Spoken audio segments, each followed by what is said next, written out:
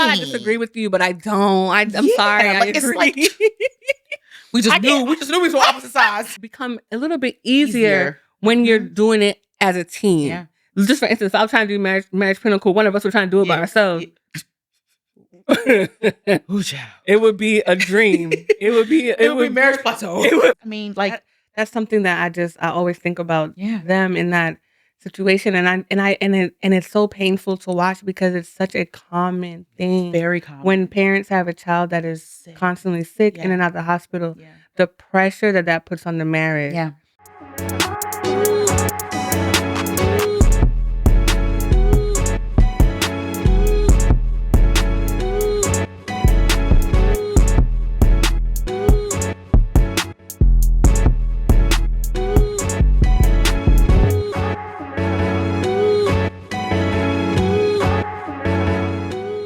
Welcome to Marriage Pinnacle's Chats from the Peak, where God's favorites link up. My name is Dr. Lara. And I'm Memi. And this is Marriage Pinnacle. Y'all, we keep changing the set.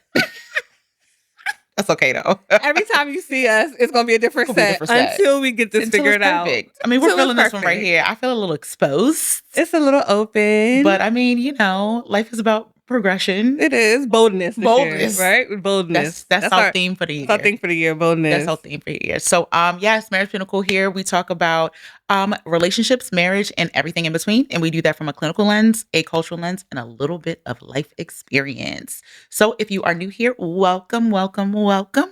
And if you are rocking with us, you've watched an episode before, you are officially a peak seeker.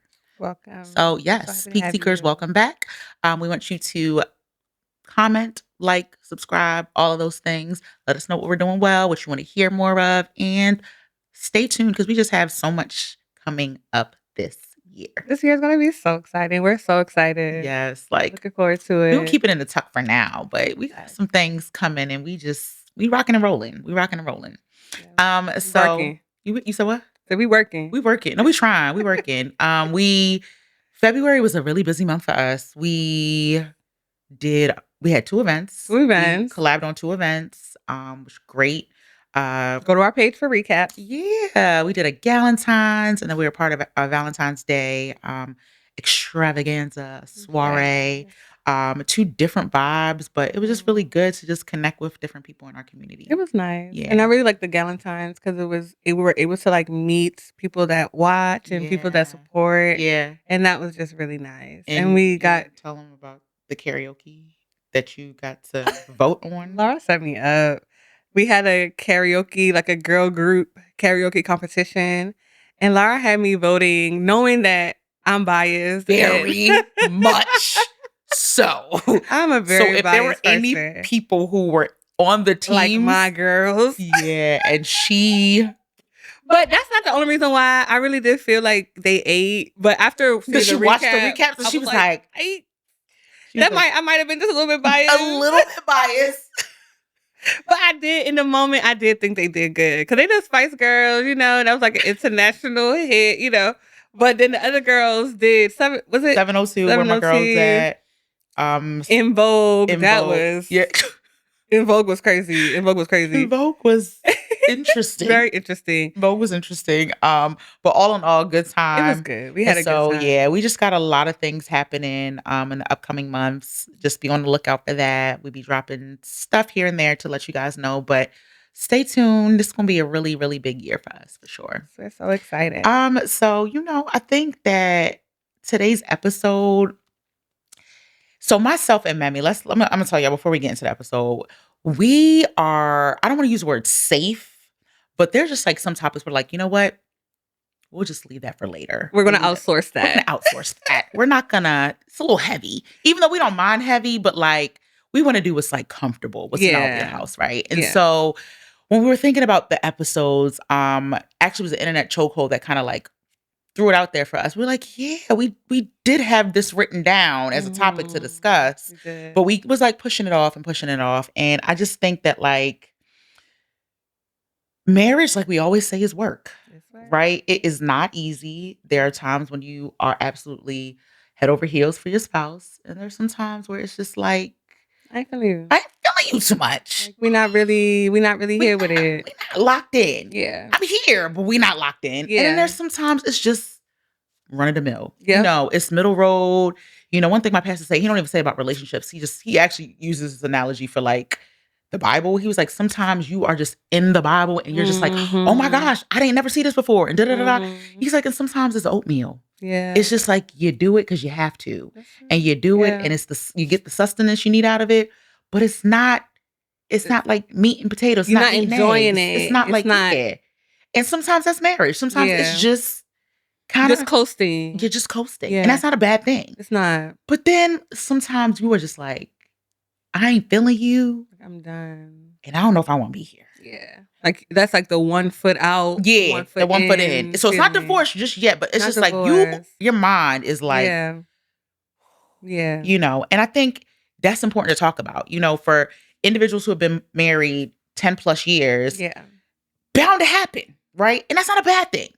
And I feel like I struggle so much, and I feel like that's why this is so important to us, because when people talk about like the work that it takes to be married and the effort that it takes to be married, it always has this sort of negative connotation to it. Yeah. And it's like, once you have actually been married and you've made it through the work, you realize like, okay, yes, that was tough in the moment, but it made us better. It made us stronger. Yeah.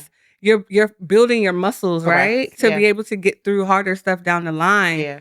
But I feel like people, especially like single people or people that have been married and are no longer married, they hear those things and you're just like, but life is not about suffering. Yeah. Why should I have to suffer? Oh, is it not?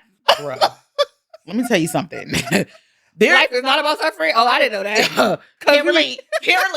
Because we're fighting for our lives every day.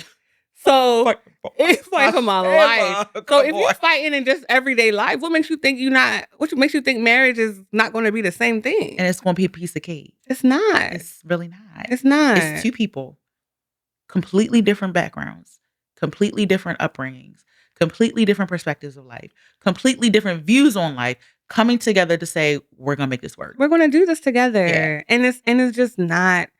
It's not an easy thing. It's not. And something else, and this is going to get a little bit churchy for y'all, but marriages are constantly under attack.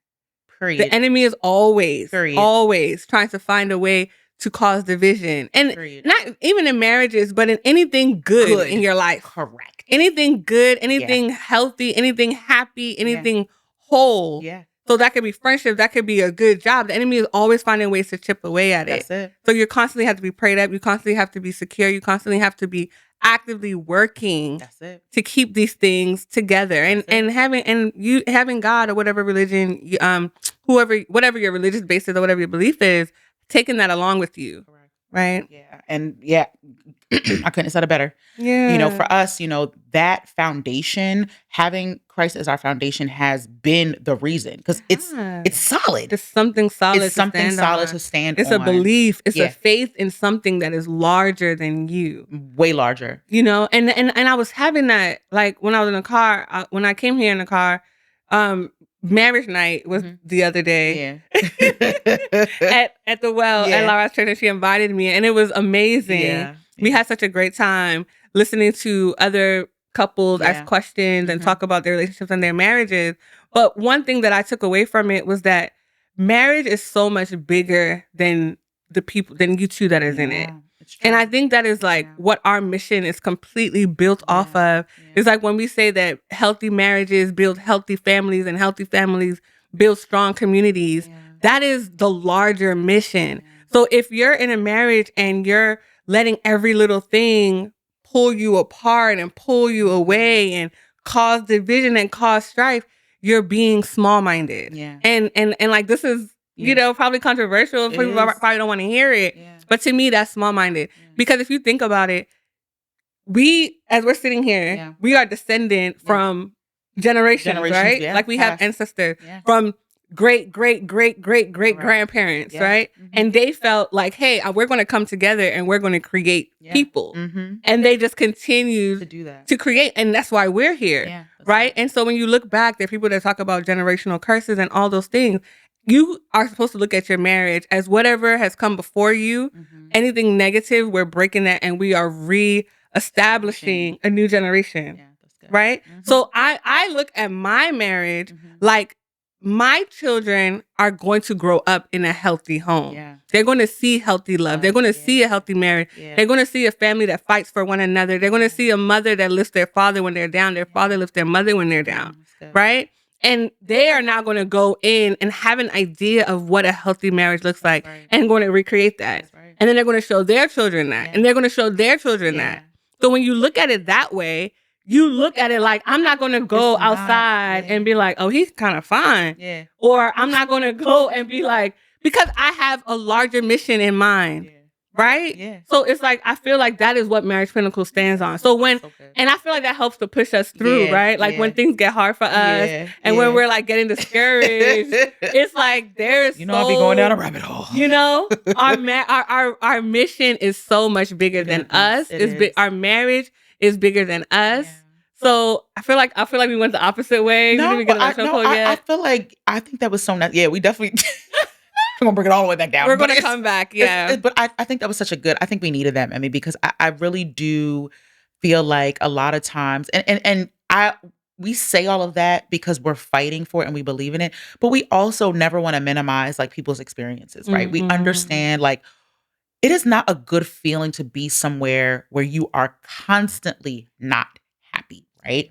And there's a lot of times when like in suffering, you suffer and you feel like there's no way out. So yes, right? But a lot of times when there is a door you can go out that's going to lessen the suffering, you want to take it. You want to take that escape. You want to take it. Yeah. So it's like, I don't ever want to minimize what that experience is for people who said, you know what, I am going to divorce or I can't do this anymore. And nothing against that. And I'm not, so I would never downplay it. But what our mission here is fighting longer, fighting harder, fighting another day, fighting smart. Yeah. And doing the needful. Yeah. Do you know what I mean? And I think that for us is paramount. And so that is why we're so passionate about what we do. And I think, again, we do have that belief in God that is also another part of that it's almost, to me, I feel like it's like that, don't you know, like Mario, when they're fighting and then they get the little mushroom and they grow bigger. I feel like that is for us. I think that gives us that. Yeah. Because not everybody has that belief. Some people, it is very transactional. Yep. Marriage is transactional. Yeah. Like it is like, oh, it is in our best interest to come together, to bring our assets together. A lot of times wealthy people do this. Like where it's like, okay, bringing of the assets together, and more like power, family power exactly. and stuff like that. And so that is the reason why this marriage is put together. Right. But because we believe marriage is biblical and ours is based on that, I do believe it's that extra oomph sometimes that is needed. That sustains. That sustains. Yeah. So I love that, Memi. Like, that was I was girl, and I was sitting there looking like so proud. I want to hold your hand. Wow. Yes, thank God. For once. So now the internet chokehold. Let's go into the chokehold. Let's go to the chokehold. Yeah, Memi. You sent me a nice little clip on TikTok. Lara was like, what? But okay, so there was this lady, her name is Lacey Lee. And I don't know if she's a therapist or she sees clients. I don't know what she does. But she made a video about falling in and out of love. And her whole thing was that falling in and out of love is a myth because if you are able to fall out of love, that means you were never in love. Right? And so she talks about how there are different things that you realize. Like she talks about her being married for 10 years. Her husband was a good man. He was a good dad. He's a good man, Savannah. He took care of the house. He took care of her. But within those 10 years, she started to realize, like, I'm not in love with him. I'm not attracted to him. She said that. Yeah, like I'm not attracted to him. I'm not, he doesn't make me feel giddy. He doesn't make me feel happy about being here. And her whole thing was, when life gets hard, if you don't have that foundation of being in love, that it's easy to want to exit. It's easy to want to leave. It's easy to want to end the marriage and get a divorce because you were never really in love. And Lara was like, that is absolute crap. I'm sorry. Did not agree. I did not agree. There were certain sentiments that she said that I did agree with, that I thought I can understand it because I felt like it was like I And I was like, okay. Yeah, you're like, where do we go? Where do we go? So what sentiments did you agree with? So I do believe that like so basically she made this statement about like there's a difference between being in love and loving someone. Right. And I do agree with that, right? Same. I do believe that in love comes with the deep excitement. I always go back to this reference. It's like that can't eat, can't sleep, World Star, World Series, like fireworks. That's the in love, right? And the thing is, you have that. You can have it for multiple people at some points in your life, right? But then but the reason why I was hesitant is because the same way you might have had that feeling for someone when you were younger, and then you come back and make the same statement, I was really never in love with them. Then how, like, what happened? What happened then? Yeah. Do you know what I mean? And so for me, I feel like there is a difference between being in love and loving someone. Yes. Correct. But I still believe that both require intentionality. I do believe in love is a feeling. I do believe that. It is. It's a feeling. Being in love is a feeling, right? But to me, I don't think that's the sustainable part to me. I think it's the choosing to love that's the sustainable part in a marriage. That is where I disagree with her. Yeah. So I feel like the in love part is what gets you there, is what supports the foundation, but the choosing love is what sustains what keeps you. So you feel the flip of what I believe feels. It's the flip. Yeah. And I feel like you can fall in and out. I was like, you can fall in and out of love at different points in your marriage, but you're choosing because you love this person, because your marriage is bigger than you. And I'm not saying sacrificial. Right. I'm not saying that. And disclaimer, we're never talking about abusive situations. No, absolutely not. We are talking about sustaining marriage. If you are being emotionally, physically, mentally abused in any way, shape, or form, you are. Yeah, you're not talking including this about conversation. You. We're not even talking about you.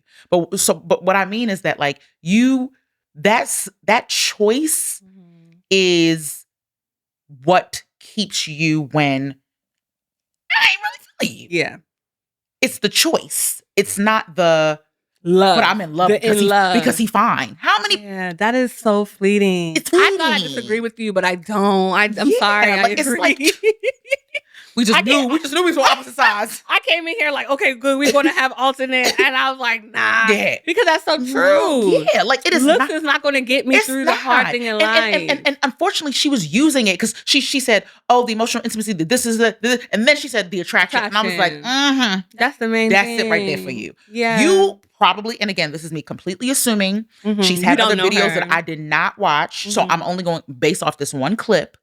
So my thing is like she has a point to some degree. There are some things that she said that can be used to validate some of the points that she was making. But as a whole, I do not agree with her. Yeah. And like she said, she mentioned again the physical attraction. He was a good man, this and that. However, something like attraction wasn't there. So that tells me that like when you first got in this relationship, you're in love was the fact that he was a good man. That is what you fell in love with. That's exactly you fell in love with him being a good man. His character. You fell in love with his character. Versus his looks. I don't even want to say you overlooked it, but maybe it wasn't a high priority at the time. Yeah, and I feel like that happens. And that happens too. I mean, you see it all the time. We see it all the time. We see men and women that they coming up when I'm even talking about. Let's even talk celebrities. We only got to go to like celebrities when they on the bottom and they grinding and hustling. Their priorities are very different. Correct. And I'm not even saying what they attract is different, but what they attract might be different. Yeah. And then they get a little bit of money. And then they attracted something else. And that's okay. Yeah. And I feel like I say that to say that like, yes, at the time, you were in love with his character. You were in love with the fact that he was a good man. That could have been for a number of reasons. Right. Because maybe you weren't used to that type of love. You weren't used to the stability. You weren't used to the safety. And so you fell in love with that. Yeah. Yeah. And now 10 years in, you're like, oh, I'm good with that. I need somebody who's fine. Exactly. I want somebody who look good. I want somebody that's going to make me say, I want somebody who I want to jump their bones. And I didn't need that before, but now I need that. I need that. That's good. And that's good. Because that's a transition that you don't plan for that. Exactly. You don't plan for that in a marriage. And nobody tells you how to get around that. Exactly. Or how to deal with that. Right. And I feel like that to me, so I just don't agree with, I fell out of love, and that's why I don't have no intimacy. And that's no, baby. Yeah, like 10 years, and you just figuring out. 10 years is crazy. 10 years is crazy. 10 years is crazy. I'm hitting 11 years this year. So you telling me I'm waiting until just now, to find out? No, I don't want to be married because I was never in love. Yeah, no, that's baby. Crazy. That's crazy, baby. Yeah, one thing she did say that I thought was could be accurate is that she said just because you're in a marriage and you may feel distant or disconnected doesn't necessarily mean you're falling out of love. That's good. And I agree with that. That's something that people use sort of loosely, like, I don't know if I love him anymore. And it's like, is that, like, you might want to check that because it could be the circumstances that you guys are experiencing that make you just feel distant or make you feel like you have a problem or an issue. Right. When in reality, it is that problem or the issue that is causing that feeling. Like, if you really remove all those things, you still really like this person. You still really have those same feelings, but you're just feeling disconnected in the moment. Yes. So I feel like that's an important distinction that people need to also like make, because sometimes you catastrophize. Sometimes you blow things up to be bigger than they are. When in reality, all you need is like, I have a tendency to minimize things. Yeah. So I'm not saying that just turn everything off now. Yeah. I get that. I'm saying you just have to turn everything off, but you could just probably like, okay, let's focus on this. Yeah. And let's deal with this first. Yeah. And then we can deal with what else is going on. Correct. Yeah. So for me, it wasn't like she's horrible, don't listen to her. No, not at all. I just disagreed with her perspective. And I think how you flipped it was true, because how she was kind of saying it was that being in love is what will carry you through the hard times. And Lara's point is choosing love is what's going to carry you. And that's just a fact. That's just a fact. I said it here first. Fact. Said it here first. That's a fact. Choosing love is going to get you through, because you have to make a conscious effort, decision. Conscious effort. Yeah. And not even that though, right? Like, even in your choosing, right? Your choosing is not like a one-time choice. Correct. It is like a daily choice. Like, all right, I got to give. I'm still married, honey. I'm married, and I got to give 50% today? Okay. Yeah.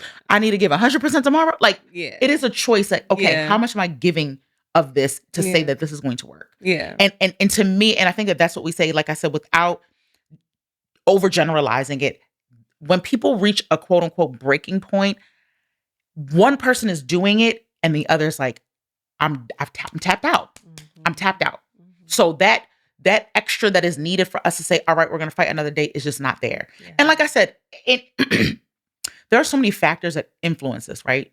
Work. We already know finances, infidelity. There's so many things that impact someone's willingness to give that extra. Yeah. Like that, I get it. We understand. But what we're saying is that for you to say, I am choosing is an active experience. Yep. So it's not like I'm choosing and then it's just going to be what it is every single day and we're just going to coast. No, I'm choosing. I can't stand you, but I'm going to still make you dinner and we still going to sit at this table and we still going to talk. Yeah. And even though I don't want to. Even though I don't want to. That's choosing. It's active. Or I am choosing for us to be intimate. Yeah. Tonight. I mean, have sex tonight. Yeah. Even though I don't want to. Even though I don't want to.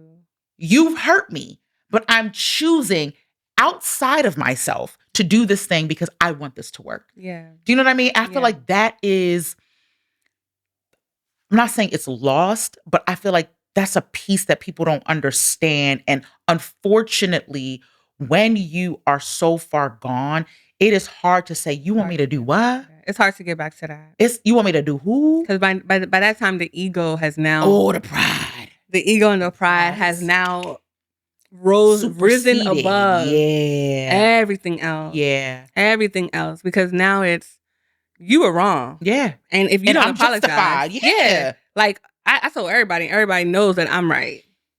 My girls agree with me. My girls agree with me. My mama agree with me. Your mama agree with me. Your mother said you wrong. So you now have to come back on bending knees, begging. Bend a knee. Like to get me to even flaunt. Like Jon Snow. You ain't watched Game of Thrones. I did. Oh, you did? Oh, yeah, right. So bend a knee. Bend the knee. Bend the knee. Yeah, you knew that. I love it. Reference. Yeah.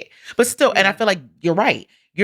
Once you feel like you have the support and you're justified, it's almost like, why am I having to do extra work? Yeah. Guy or girl? Yeah. Like, extra work for what? Yeah. You wrong. Yeah. And so that's the thing. Like, that choice is outside of yourself to me. Like, the choice is outside of yourself. And I really love what you said about, like, your marriage is bigger than you. Even if you choose not to have children or you don't have any children, it's still bigger than you. Yeah, because you're still impacting your community. You're still, the people around you are still, and like, people, we say marriage is ministry. And we say that for a reason, because marriage is a tool that is used to build, right? It's a building block. It's literally something that is used to build future generations and communities around you. So when you are in a marriage, people are looking to you. Yeah. People are, you're immediately become a leader in your community because you have this unit that you are now building around. Yeah. You're building a family around. And it's such a powerful thing. Yeah. It's so crazy. People don't even recognize it. The way you're saying it, I'm like literally listening to you. People don't think about it like that. If you think about, if I say Obama, you literally, and mind you, Memi is the Obama. I love Michelle Obama. She's a stan for them. But I say it just in the reference of their name, right? Yeah. When you hear the name Obama, you automatically go to Michelle and Barack Obama. So that means anybody attached to that name tends to get that, oh, are you guys related to the Obamas? Yes. So think about it. Because of their marriage, they have now created this. Yes.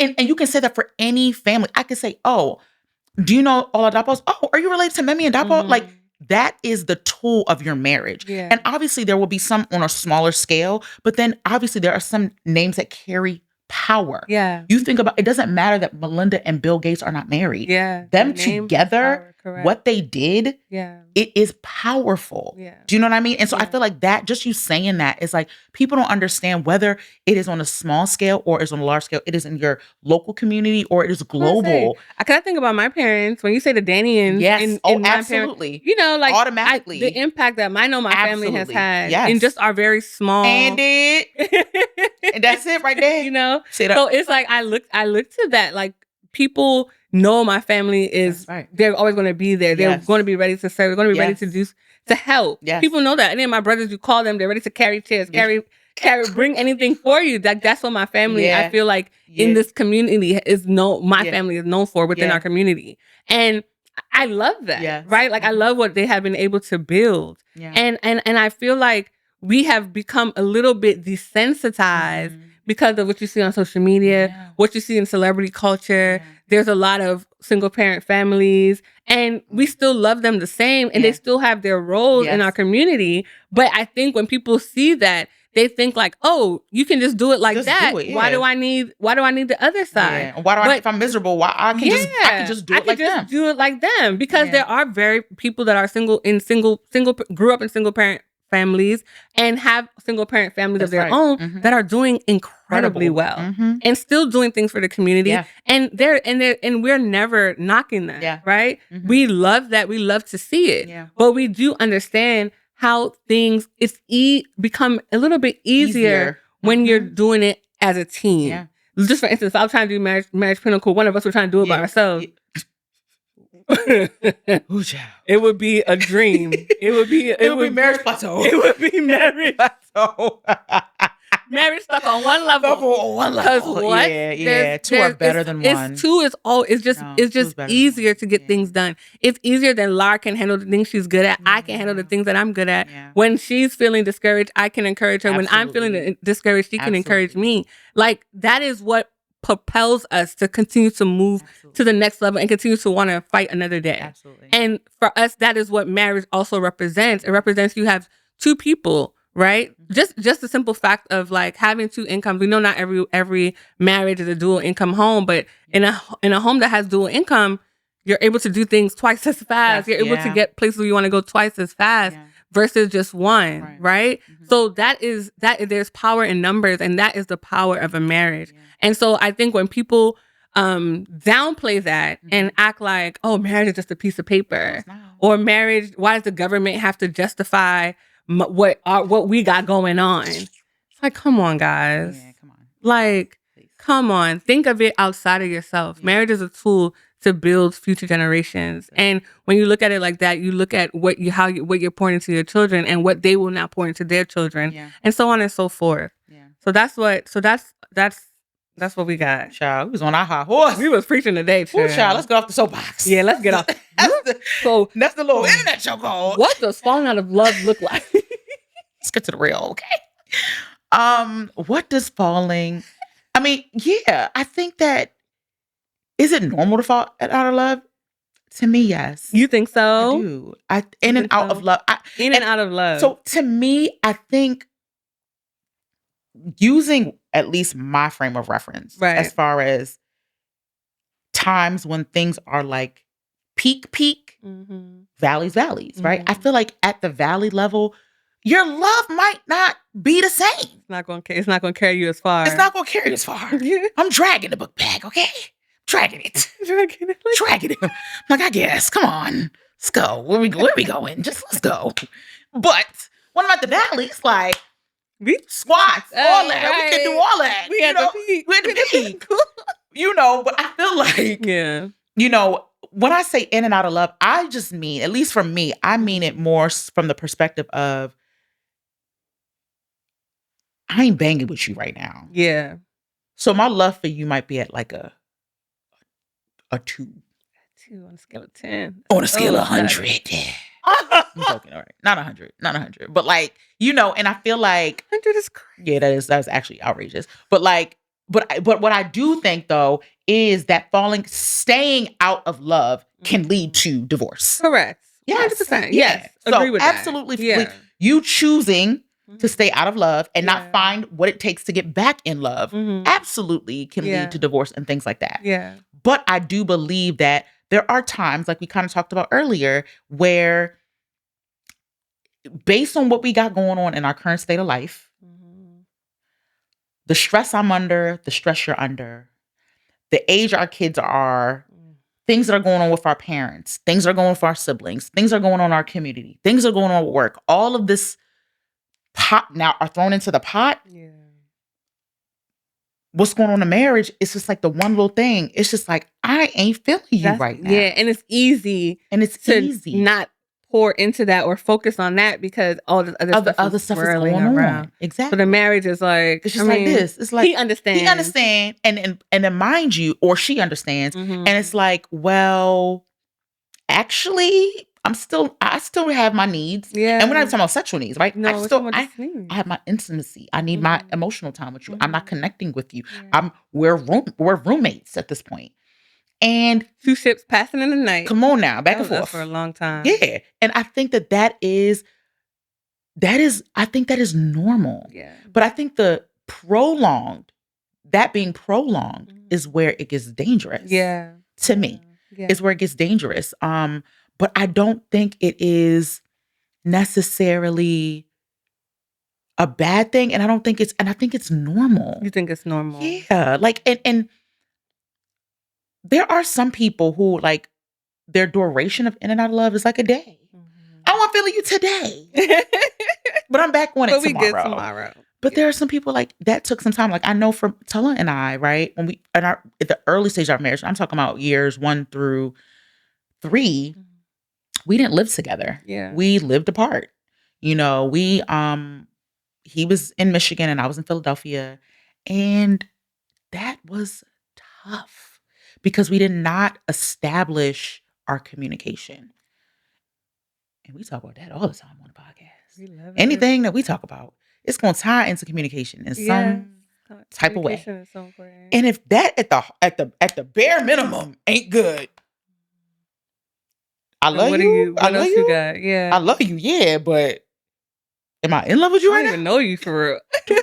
My mans, do I know you? Who are you? Who are you?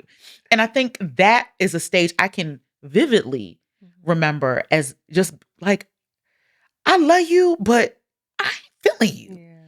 And then not having any proximity to this person, like literally no proximity, extended periods of time where we are not seeing each other. And my mans ain't had no iPhone, so FaceTime who? Because WhatsApp ain't had no video at that time. Sure didn't. Y'all would have to get the Skype app or something. Skype cat. And low key, that is what was back then. That is what was back then. Yeah. But on your computer. Yeah. Go on Skype to go see my husband. No. Really?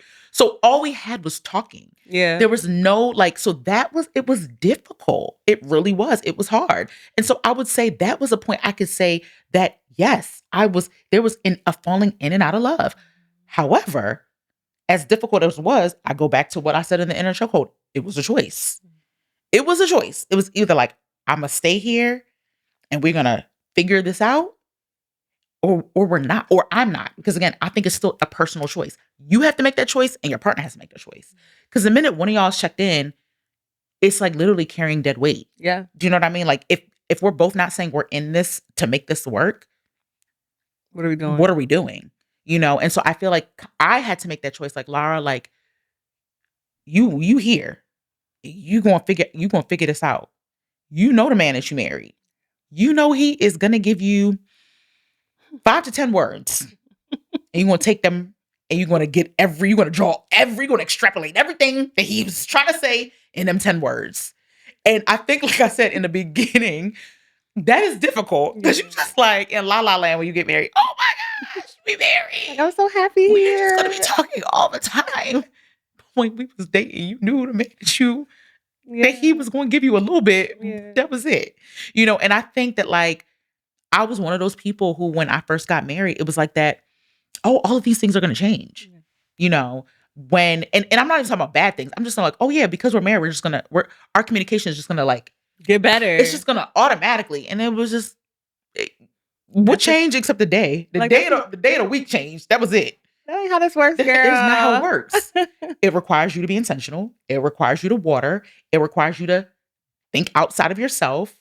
No, he did not give you the words that you wanted, but are you fuming and stonewalling because of that? Or are you telling him, hey, give me like 20 words now? You're not saying that. And I know I wasn't saying that. I was just like, but he should know that he needs to talk more. Yeah, you were the queen of you should know. Lara love a good you should know moment. But you should. So I know for myself, absolutely. Yeah. So that for me, like, I know, and that's why I can speak so passionately about it, because I know, like, it is a choice.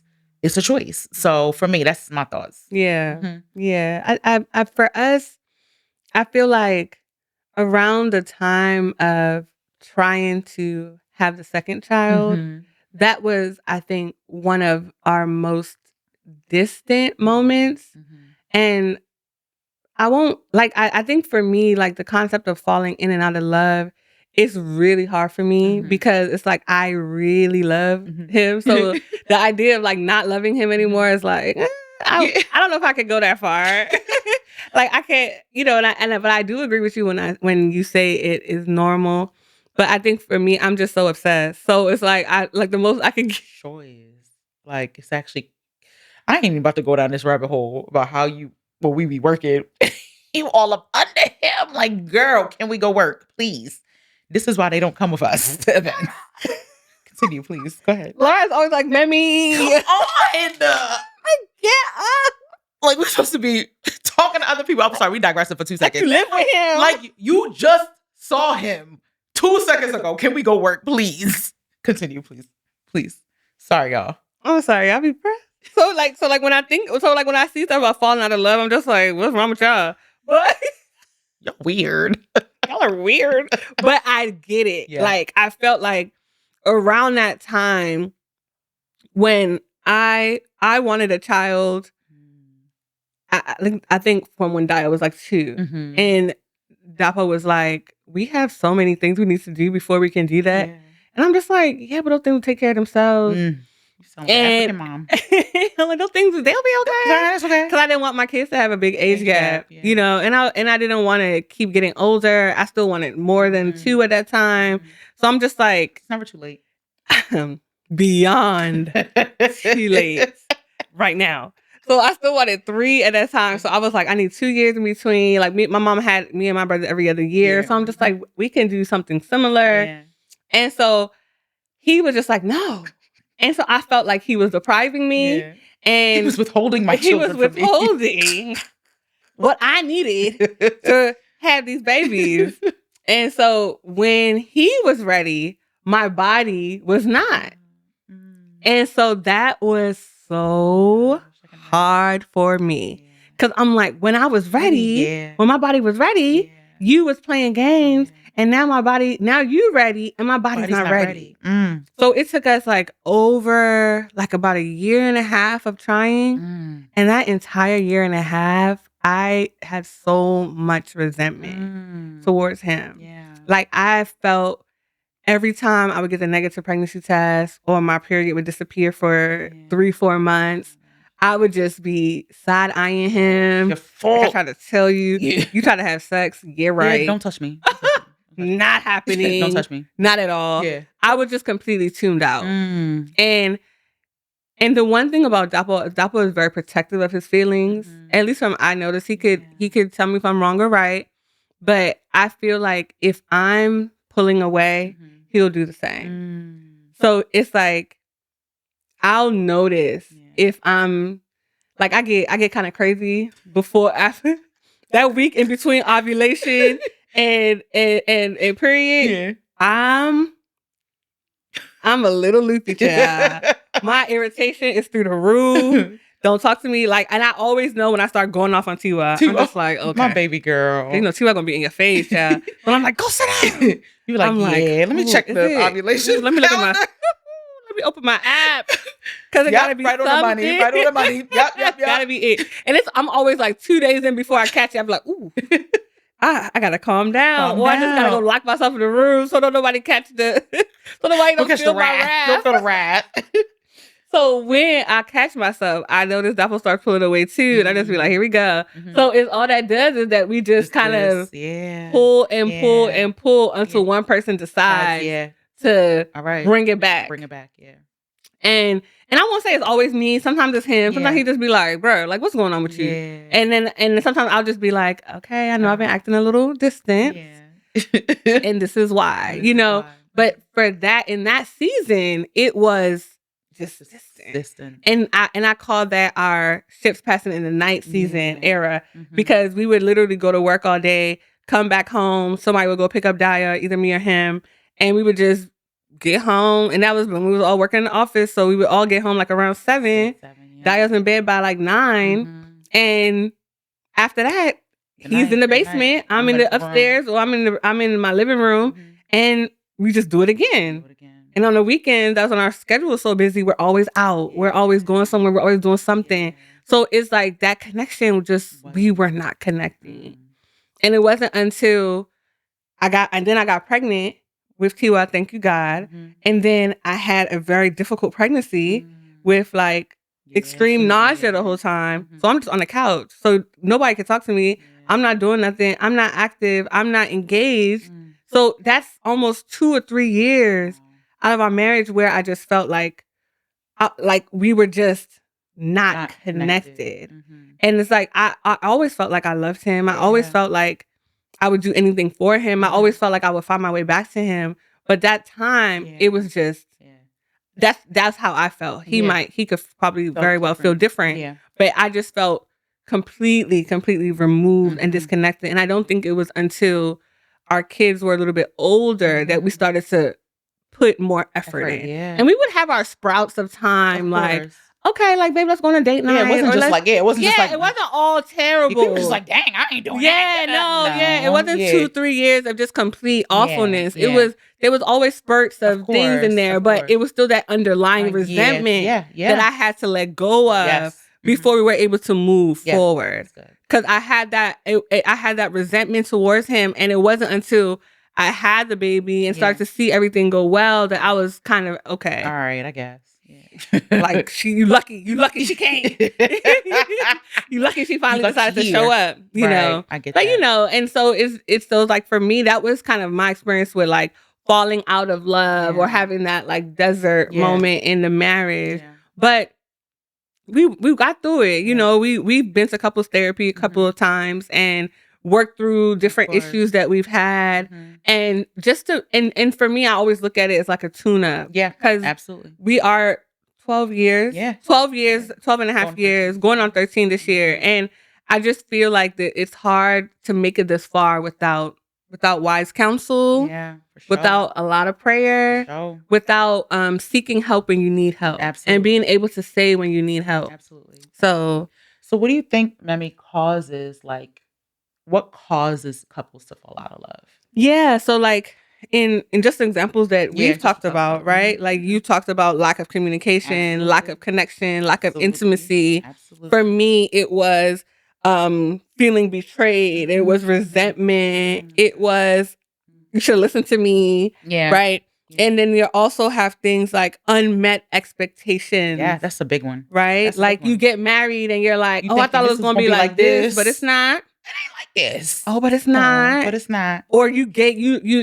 me a vision of what things would be, and it's this is not panning out to be like that. And it's not giving that at all. Or it's like we were both on the same page. We were both ready to do the same thing. And now but life came and said, whoo. Yeah. What happened? What happened there? That's expectations. And I think that's a nice one that leads right into like life stressors. Like loss of a job, unfortunate passing of somebody that you know that was death really close to, death in the family. Those type of things, like those careers. Maybe you weren't planning for kids right away and you guys get pregnant so that you weren't able to kind of solidify. Yeah. Or you thought you were going to have kids and it takes a lot longer. A lot longer to have kids. Health, unexpected health challenges. All of those things can impact your love. Like I have a good girlfriend, and I'm so grateful that their daughter is fine, but that was like, and I think that that's for anyone who's ever had a child who's sick. Yeah. Mentioning that, yeah, me and my husband, it's been really hard on our marriage. Like, did you plan for this? This is somebody I loved and like I am going to spend the rest of my life with, but then because of this outside factor that has nothing to do with me, that has nothing to do with us, it's taking every ounce of love, ripping us away, emotion I have, and it's making me not want to be around you. Yeah, it's tough. That's something that I always think about them in that situation, and it's so painful to watch because it's such a common thing. Very common. When parents have a child that is constantly sick in and out of the hospital, the pressure that puts on the marriage, especially when you guys are having conversations about things you didn't even know you needed to talk about. Like, what do we do if this happens? Yeah. What if this? Or one parent is super positive, and one parent is super realistic, and one parent is like, she's going to make it, and the other parent is like, it's time to face the Like that is really hard, and I think that is a situation where you do have to make that choice, and you do have to lean on the love you have for that person and the trust you have for that person to know that at the end of the day, we both want. Absolutely. We both want the same. That's good. And that I feel like that ties right into like when you aren't focused on something else, like your emotional connection, that emotional neglect like creeps in, and not even just obviously in circumstances like that, just in general. Yeah. When you're not feeding the emotional side of your partner, like, or you're not being fed in a specific way and you're not talking about it. You're not sharing that, okay, I'm not feeling seen by you. I'm not feeling heard by you. I'm feeling like I'm feeling secondary in this relationship. And that could be because of other things that are not necessarily not important, but it's happening and you're not talking about it. That distance. Growing. Exactly. And then obviously like things just become a little monotonous, routine and boring. Yeah. And you just like, I ain't signed for boring. Yeah, your first lady talked about it the other day. She was like, there's no more funness in the marriage. And I was just like, I like that word, funness. Funness, yeah. She was like, you don't have any memories to hold on to get you through the hard stuff. Yeah. She was like, because it's boring. Like, you're not traveling. Yeah. You're not going out on, you're not just going out on dates. You're not just going out on walks. You're not doing things together and making it fun. Yeah. Like you don't see each other as friends. Yeah. So, yeah. So how do we fix it? How do we fix it? Like, is it avoidable even? Like, is it avoidable? That's a good question because you said, because we talked about earlier it being normal. So if it's normal, that kind of insinuates that it's kind of bound to happen at one point or another, which is probably more realistic than not. Yeah. Right? Yeah. So is it avoidable? It is avoidable, but there is a high likelihood one of those things on that list we talked about is bound to happen in your marriage. It's just life, the way life is going to unfold. Yeah. Something is bound to happen regardless of how much you pray and how much you love each other. Something is bound to test your relationship. Yeah, for sure. Every time. For sure. So what are the things, we're kind of going into our relationship gems now. What are some of the things that you can do to avoid falling in and out of love or having that disconnection and distance. One of the things a lot of these things are going to be things that we talk about a lot. Yeah. And tried and true ways.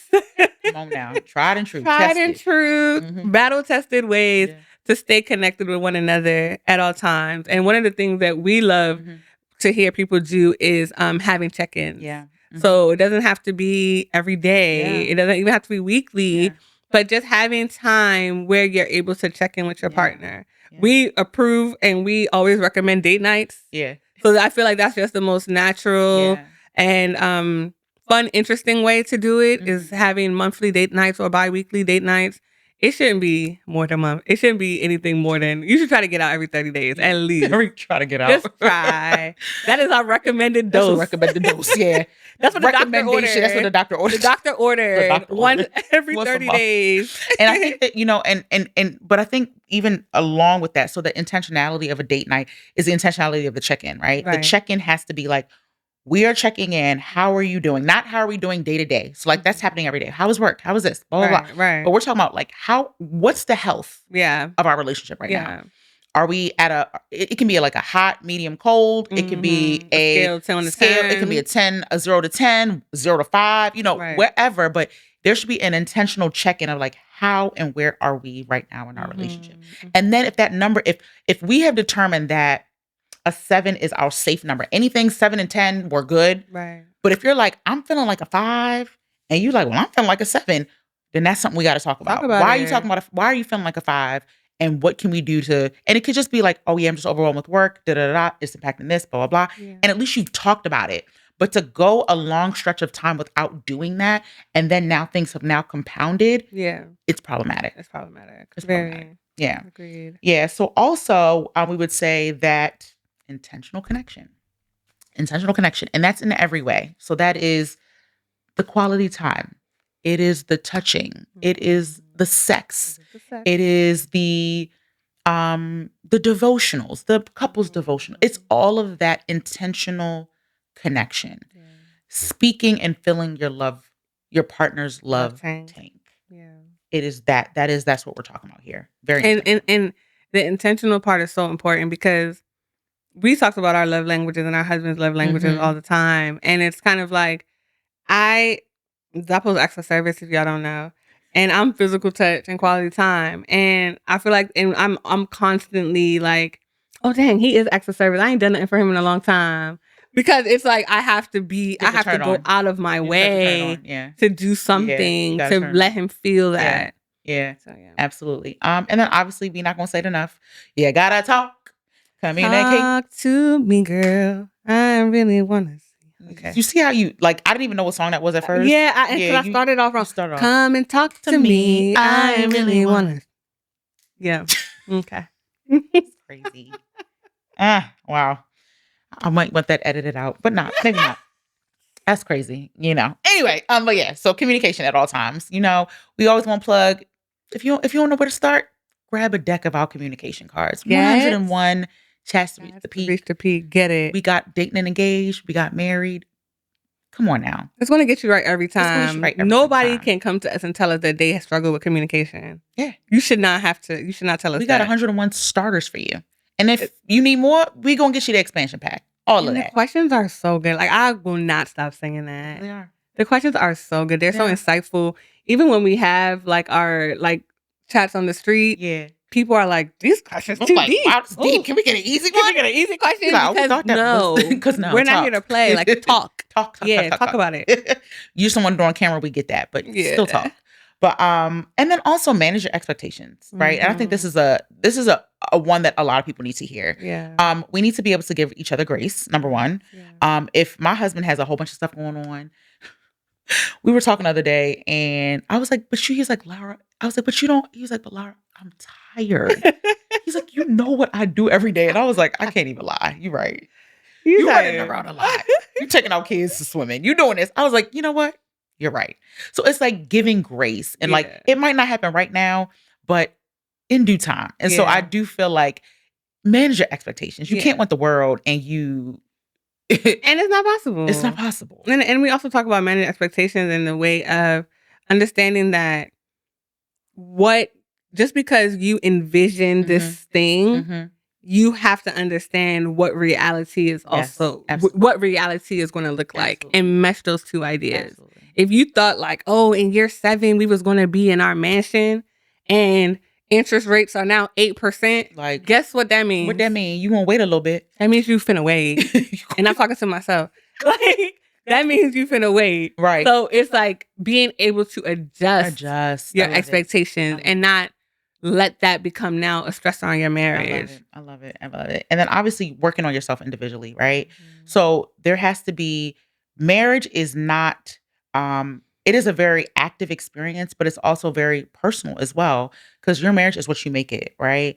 If you are not doing the needful and doing the things that you need to do, looking in the mirror, getting checked in the mirror, and then working on those things that you've been checked about, then this is also going to be really difficult as well. So it's like you also need to do the work individually. Yeah. 100%. Yeah. 100%. So, what else you got for us? What else? I think we kind of already touched on it, but just the physical and emotional intimacy, keeping the spark alive, having sex, touching each other, being connected. I feel like, especially women, like after we have children, we become kind of grossed out with ourselves. Yeah. And not every woman, but it is common. Yeah, right? Like we become grossed out with ourselves. So that becomes this insecurity that we now impose upon our partners. Yeah. So that's a lot of people, they have this issue, no sex after kids. And granted, kids are stressful, you're tired, you don't feel like doing anything, being touched, you just want to sleep. And then the baby's all up on you all day. So you be, what they call it, touched out, is what they call it. And so you don't want nobody touching you. But besides that, there's also this insecurity that we now carry because we have stretch marks, our belly is dropping, we have C-section scars, we just feel different. The boobs ain't set where they used to sit. The boobs is down here now. Yeah. So it's like pimples. You know, calls them pimples. Yo, girl, I like, mommy, why are you pimples? Oh my God. I'm sorry, y'all. That's so cute. Pimples. But those things can affect and cause distance and cause people to fall in and out of love. So it's like reminding yourself of who you are. If you're a husband, help your wife to feel comfortable with her body. As a woman, do what you need to do to feel comfortable about your body. If that's surgery, if that's getting in the gym, if that's doing whatever you got to do. All the above. Take care of yourself, and just so you can feel good about yourself. I guess that also goes with individual growth. Yeah, that's part. Yeah. And so all the things we talked about, y'all have kind of heard it from us in one way or another. And I feel like it's easier to talk about what to do to avoid falling out of love. But what do you do if you have already fallen out? What do you do to the person that's watching this episode and they're like, I'm already... Yeah, they already feel like they're on their way out. Yeah, I'm out the door. How can we encourage them? I think number one is go back to the basics. Yeah. Go back to the basics. Yeah. Like, what were the things that made me fall in love with this person? And what can I do to recreate and refill my tank with those type of memories again? Yeah. Like, how can I go back to the origins where we started, what I loved about you, and be intentional about saying, you know what, I want this feeling back again. I want this back. And I want this back. And when I think of that, I think of it in a literal term. Yeah. Like if you met in college, go to your college campus, revisit the same places you went to. Y'all going if you met in y'all be going all the time. So. Sam Morgan. You be all coming every year. Every year. Like, remember when we was kissing over there? Remember when? Girl.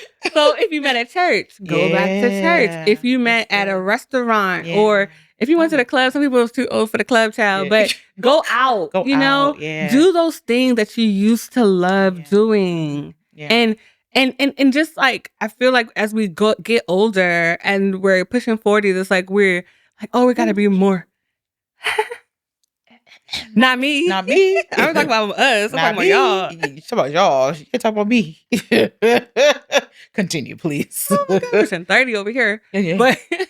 But you want to recreate those feelings, and you don't want to feel like I'm this grown, mature man or this grown, mature woman, and I don't do those childish things. Sometimes you need keeping that childish, keeping that childish like fervor for life is what you guys may be missing. Yeah, for sure. I would also say like rebuilding trust and affection. So like sometimes again, we know infidelity are things that come up in marriage. We also know just like I'm not using the word abuse, but I'm saying like, sometimes people don't feel safe anymore, right? That could be for whatever reason, right? Right. And rebuilding that trust, rebuilding that safe space is important and that can happen through like really small gestures of appreciation. Like, you know what?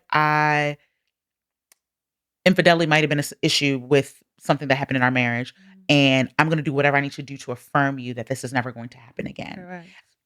I'm going out of my way to send you my location without you even asking. I am, leaving my phone unlocked. I am FaceTiming you before, after, and during if I'm going out with someone else. Yeah. You know what I mean? You're doing and that's all of this active. Active. That's active. So someone like, that wants I've asked for your forgiveness. Yes. But I'm doing the needful, and I'm even going above and beyond the needful so that there's no question in your mind. Right. Do you know what I mean? Because, there was something that there was a pastor who spoke at the marriage night that we were at the other day. He talked about that he's been married for 30 years, but he did have infidelity in his marriage and what he had to do to prove to his wife and himself that he was no longer ever going to do those things again. Yeah. And I think that intentionality, I don't think, intentionality and boldness is our words. That's a word. Because it is so important. Like if you're saying, I want to do something, it's just like study. I want to pass this thing, right? I want to learn how to drive. You don't just learn how to drive by watching other people. Right. You don't learn how to drive by watching other people drive. No, you have to do it. You got to go practice. You got to go take the test. You got to say, okay, I didn't get that right. I'm not close enough to the curb. This and that. You mess up. You do it again. You practice. It's intentional. It's the same thing with marriage, right? It's the same thing with like rebuilding the trust. You're doing what you need to do to rebuild the trust. Yeah. Especially if you're a person that broke the trust. The onus is on you to rebuild. It is a joint effort, as is everything in marriage, but the onus is on you. You carry the responsibility of that. That's right. Y'all never going to hear us not talk about therapy. So if you're having problems with any of those things that we talked about today, therapist is going to help you out. Every time. And then learning each other again, a little bit early, like just we were just talking about how people change as they get older. Yeah. They start to become like you're just wiser, right? Like you've seen a little bit more life. Yeah. So it's like the things that used to excite you probably don't anymore, and you grow. Like your visions change as you start to encounter different experiences. Yeah. Your outlook on life changes. So that person you married 15 years ago is quite literally not the same person that this is today. Yeah. So it is your responsibility to learn this new person. If they have a new interest, what is that? Yeah. What's that about? Yeah. Like how our husbands support us with Marriage Pinnacle. Yeah, for sure. We also support them in their endeavors and their things we never thought that they would do. We're like, when you start? When you start? What? All right. I'm here. Here we are. If you like it, I love it, honey. But but literally learning that and asking questions. Like, what made you want to do this? Yeah, like, for sure. What is it about this that you love so much? Yeah. And you don't know what new things you can uncover about one another. Yeah. And commitment to change. Yeah. Right? Commitment to change. That is probably one of the biggest things. And both partners have to do this. Partners. Has to be intentional on both sides. It's not a one person. It is not by yourself. One person. Oh, yeah, but he's the one who did this or she's the one who did this. Both of you have to be willing to say, you know what? We're picking this up together and we're going to be stronger together. It is both of our responsibilities. Yeah. Period. Sure. So, yes, all in all, you can fall in and out of love, but you're choosing to stay in love. You are choosing to stay in love. Yes. I agree. Choosing to stay in love. Man, this is too much touching for me. It's weird. That's all right, though. You started it both times. I did. Both times I did. Let me for those of you watching online. But, this is an episode. This is something that we teetered on because it's controversial. People are like, no. Yeah. But it's necessary and it's okay. I think so. And I hope that it helps someone today. Yeah. Someone that may be experiencing that doubt or that unsureness about, do I want to stay married? Do I really love him? Do I really love her? Hopefully something we said spoke to you today. Yeah. Marriage is bigger than you. It is. It's about your legacy, right? It's about what you're leaving behind and what impact you're making. And if you're going to do it right. Do it right. Do it right. Do it right. Give it your all. Put your all into it, and I'm a minimizer and I make things sound easier than it is. But I know it's not easy. It's not. I know it's not easy. Y'all got it, though. Y'all got it. Y'all can do it. And we here to help. Hit us up. Call us. Come on now. Like, subscribe, follow. All of that. All of it. Right. Hit us up on Instagram. We're always posting gems on there. Come out to one of our events. We have so many things coming up this year that we're so excited about. Mm-hmm. We'd love to meet y'all, reach out and touch y'all. So, and this love you guys. Has been another episode of Jazz from the Peak.